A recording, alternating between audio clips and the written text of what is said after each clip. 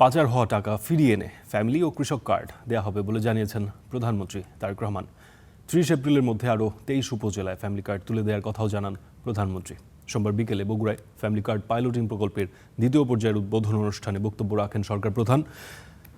এ সময় তিনি বলেন, গ্রামের মানুষের উন্নয়ন পরিকল্পনা নিয়ে এগুচ্ছে সরকার। এ সময় আওয়ামী লীগ ও অন্তর্বর্তীকালীন সরকারের গাফিলতিতে হামের টিকা দেশে আসেনি বলে অভিযোগ করেন প্রধানমন্ত্রী।